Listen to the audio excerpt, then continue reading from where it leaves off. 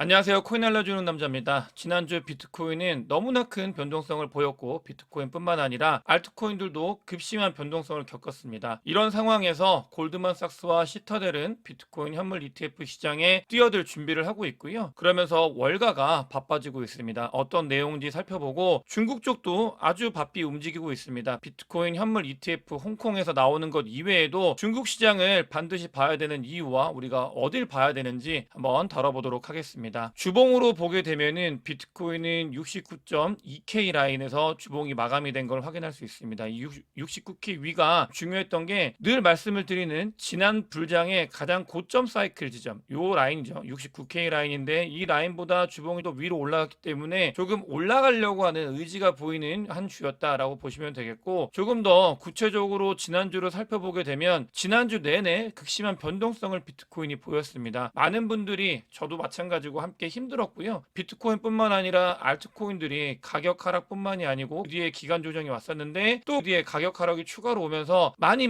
힘들었던 한 주였습니다. 실질적으로 보시게 되면은 비트코인은 지난주 이게 7일 동안인데 한 주 동안 계속 하락했다가 오르는 척했다가 하락을 하면서 다시 올라온 모습을 보였고, 알트코인들도 마찬가지로 추가 하락을 하면서 많이 힘들었었는데 지나고 나서 보니까 결국은 지난주 시작했을 때와 이번 주에 시작할 때 지점이 거의 똑같습니다. 그냥 눈 감고 일주일 동안 아무것도 하지 않았으면 그 자리 그대로였던 이 비트코인의 가격을 볼 수 있습니다. 그러면서 비트코인이 뭐 변동성이 많아지고 어떤 자리를 내려갔다가 올라갔다 많은 활동을 하고 있는데, 이런 움직임들이 어떻게 보면 바닥 다지기와 손바뀜이 일어난다라고 보시면 되겠고, 실제로 비트코인은 65K와 69K 라인에서 아주 강력하게 손바뀜이 일어나고 있고 거래가 일어나고 있는 걸 확인할 수 있습니다. 이런 부분들은 다음번 장이 더 좋아졌을 때 전 고점 부근이 강력한 지지대로 형성을 하기 위한 움직임이라고 보시면 되겠고요. 이런 것들 요 구간에서 조정이 많이 오고 손바뀜이 일어나고 또 많은 일들이 발생을 한다라는 걸 말씀을 드렸는데, 실질적으로 볼륨량, 거래량, 그다음에 온체인 데이터에서 움직임들 이런 것들을 종합해 봐도 이 65K 라인과 69K 라인은 강력한, 현재는 저항대로 작용을 하고 있지만 그 뒤에는 아주 강력한 지지대로 작용할 가능성이 있다, 이렇게 보시면 되겠습니다. 또 다른 자료인데요, 이 60K 위에서 얼마나 많은 쇼터몰더들이 들어왔는지를 살펴보는 자료인데, 60K 위부터 요 라인이죠, 여기서부터 쇼터몰더들의 비율이 10%를 넘어간다고 합니다. 그만큼 신규 유입되어 있는, 그러니까 비트코인을 새롭게 사시는 분들이 60K 위에서 많이 매집을 해가고 있는 상황이고요. 이런 현상은 쉽게 얘기해서 아까 말씀드렸던 손바뀜 현상, 이런 것들을 통해서 롱터몰더들이 쇼터몰더들한테 코인을 던지고 있고 분배를 하고 있고, 이 쇼터몰더들은 단기적으로 움직이는 분들도 계시지만 다음번 사이클에 롱터몰더로 전환이 되는 그런 분들도 이 60K에 많이 몰려 있다라고 보시면 되겠고요. 이 60K는 과거에서 봤을 때 이 자리에 지난번 사이클에 많이 사시는 분들이 왜 여기서 많이 사냐, 그 전에 사지 라고 했던 사람들이 그 뒤에는 60K를 바라보면서 나는 여기에 아주 푸근한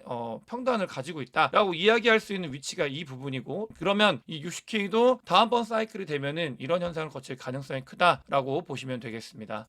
반감기가 채 2주도 남지 않았습니다. 반감기가 오게 된다라는 거는 비트코인의 보상량이 절반으로 줄어들게 되는 건데, 보시게 되면 한 달 동안 비트코인이 채굴량이 한 2만 개 정도, 2만 4천 개 정도 되는데 비트코인 현물 ETF의 수요만 따져도 4만 개가 넘습니다. 이미 공급보다 수요가 더 많은 상황인데 반감기가 오게 되면은 그 있는 것보다도 더 절반으로 줄어드는 그런 상황이 되기 때문에 공급 쇼크, 비트코인 반감기 이후에 비트코인을 원하고 찾는 사람들이 비트코인을 갖지 못하고 더 비싼 가격에 가질 가능성이 있다. 이건 수요 공급 측면에서 그런 일들이 발생을 할 수 있다라는 거를 우리가 알고 있어야 되고, 실제로 이 반감기가 채 2주도 남지 않았다. 많은 분들이 이번에 조정이 오면서 많이 힘드셨겠지만 조금 더 우리가 견디다 보면은 이 수요 공급 측면에서 올라갈 수밖에 없는 그런 상황을 맞이할 수 있을 거다라는 생각을 가지고 있고요. 비트코인 현물 ETF에 대해서 오늘 조금 집중적으로 다뤄보도록 하겠습니다. 월가에서 아주 중요한 소식이 전해졌는데, 일단 기본적으로 비트코인 현물 ETF의 수입 유입량은 증가를 하고 있습니다. 이 GBTC는 제외해야 된다고 말씀을 드렸어요. 비트코인 현물 ETF에 돈이 들어오는 게 증가를 하고 있는 추세로 변환이 되고 있고, 비트코인이 뭐 64K까지 내려갔다가 현재는 69K까지 반등하는 것에 있어서 비트코인 현물 ETF가 아주 중요한 역할을 하고 있다라고 보시면 되겠고요. 또 비트코인 현물 ETF의 대표주자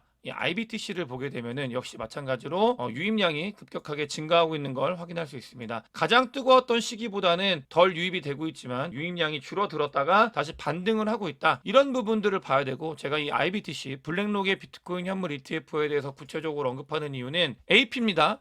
블랙록이 같이 일을 하려고 하는 월가 누가 있는지에 대해서 이 AP를 통해서 확인을 할 수 있는데, AP가 추가가 더 들어왔습니다. 누가 들어왔냐? 여러분들이 모두 아시고 있는 골드만삭스, 시타델, 시티그룹, UBS 이런 것들이 들어왔어요. 그럼 5개가 새롭게 추가가 됐고, 블랙록과 이 AP는 결국 비트코인 현물 ETF를 사고 파는 창구이기 때문에, 그러니까 시장에 참여를 하고 싶다라는 강력한 의지를 보인 거죠. 그런데 의지를 보인 곳이 골드만삭스, 시타델, 시티그룹이다. 그다음에 UBS다. 이런 것들을 여러분들께서 좀 인지를 하셔야 됩니다. 그만큼 월가에서는 비트코인 현물 ETF가 굼친 도는 상품이 되어가고 있다는 거를 우리는 충분히 알 수 있고, 여기서 한 가지 더 알아야 되는 게, 이런 AP가 늘어나게 되면 돈이 들어올 수 있는 창구가 굉장히 많이 확장이 되는 거다라는 그런 현상에 대해서 인지를 해야 됩니다. 그만큼 비트코인 현물 ETF를 통해서 들어올 수 있는 자금들이 커질 수 있게 인프라가 계속해서 갖춰지고 있다. 나중에 엄청 무서운 현상이 발생을 할 수 있기 때문에 이 부분에 대해서 우리가 반드시 잘 짚고 넘어가야 된다는 말씀을 드리고 싶고, 실제로 골드만삭스나 다른 월가에서 왜 비트코인 현물 ETF에 관심을 두고 블랙록과 협업을 하려고 하냐면, 그러니까 모든 일이 다 돈입니다. 결국은 돈이 되냐 안 되냐로 의사결정이 되는데,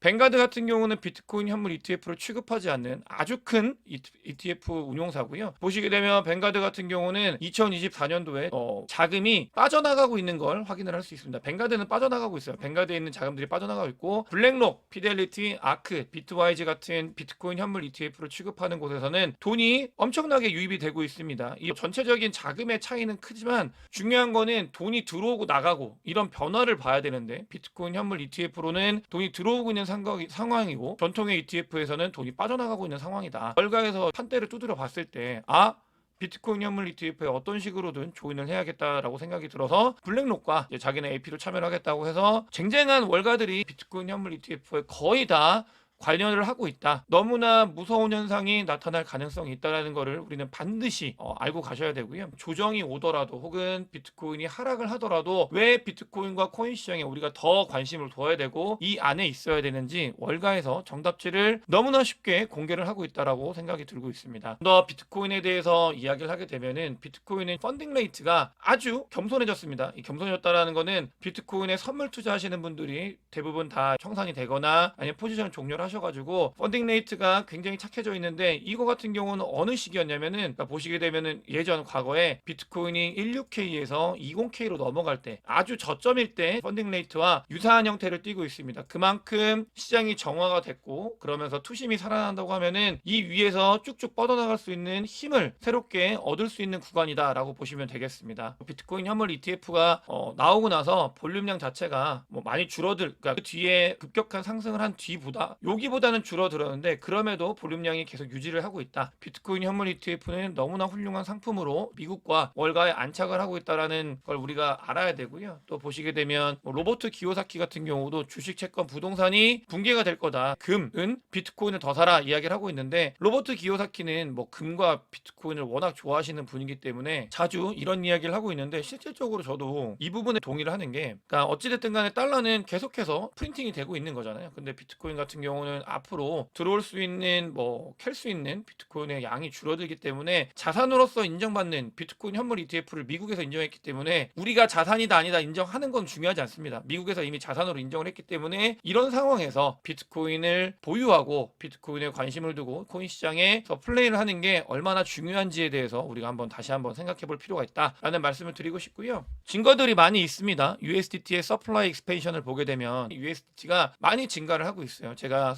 스테이블 코인 같은 경우는 며칠 전부터 SNR USD2에 대해서 강조를 드리고 있는데, USDT 같은 경우도 서플라이 익스펜션이 증가를 하고 있는 모습을 확인을 할 수 있습니다. 그만큼 신규 자금들이 유입이 되고 있다. 돈이 들어오고 있고, USD2 같은 경우, 그러니까 SNR의 USD2 신테틱스 달러 같은 경우도 이 코인 시장에 자금을 불어넣을 수 있는 모멘텀이 될 수 있기 때문에 비트코인과 코인 시장이 위로 올라갈 수 있는, 그러니까 더 위로 올라갈 수 있는 힘을 응축해 가고 있다. 그런 상황이다라고 보시면 되겠고요. 저는 비트코인뿐만 아니라 알트코인들도 늘 함께 봐야 된다라고 이야기를 많이 드리고 있습니다. 제가 보시게 되면은 알트코인의 시즌에 대해서 봤을 때 아직 한 50%밖에 되지 않고 있어요. 이게 뭐냐면 아주 애매한 자리예요. 이게 애매한 자리인 게 위로 올라갈 때는 여기서 더 먹을 수 있는데 밑에서 샀으면은 아주 안정적으로 수익을 내고 있는 구간인데 그게 아니라 사야 되나 말아야 되나 가격이 조금 애매한 위치에 있다. 이런 50 라인에 있는 걸 확인할 수 있고요. 중요한 거는 반감기 이후에 비트코인이 먼저 상승을 하고 그 뒤에 알트코인들이 상승을 하기 때문에 여러분들께서도 비트코인과 알트코인을 모두 집중해서 살펴봐야 되는, 공부를 해야 되는 그런 시기다라는 말씀을 드리고 싶고요. 첫 번째로 보시게 되면 저는 여러 가지 섹터에 대해서 다양하게 공부를 하고 있지만 비트코인 반감기가 2주도 채 남지 않았습니다. 근데 금값이 오르고 있죠. 금값이 오르는 거는 중국에 있는 인민은행뿐만이 아니라 중국의 리테일들이 금을 사고 있기 때문이라고 합니다. 그만큼 중국에서는 위안화를 다른 어떤 자산으로 바꾸는 거에 대해서 혈안이 되어 있습니다. 그래서 금 이런 것들이 계속해서 상승을 하고 있는데 이 상승 모멘텀이 비트코인 현물 ETF가 중국에서도 홍콩에서 조만간 된다고 합니다. 이거는 너무 많이 말씀을 드렸기 때문에 홍콩에서 중국 비트코인 현물 ETF가 나오게 되면은 이 자금이 여기에 유입이 되면서 비트코인을 위로 올릴 거다라는 건 당연한 건데, 자 여기서 제가 이 당연한 이야기를 하려고 한 게 아니라 보시게 되면은 비트코인 반감기가 시작이 됩니다. 그러면서 비트코인에 관심이 늘어나게 될 거고요. 중국에서는 홍콩이죠. 비트코인 현물 ETF가 나오게 될 겁니다. 그만큼 중국인들은 비트코인과 금 이런 관련되어 있는 것들을 굉장히 선호를 해요. 근데 그러면 어떤 게 있냐면 중요한 거는 비트코인이 상승한다. 그 다음에 비트코인 캐시 이런 것들이 중국인들이 좋아하는 거죠. 이거를 당연히 봐야 되고요. 비트코인, BTC를 봐야 되고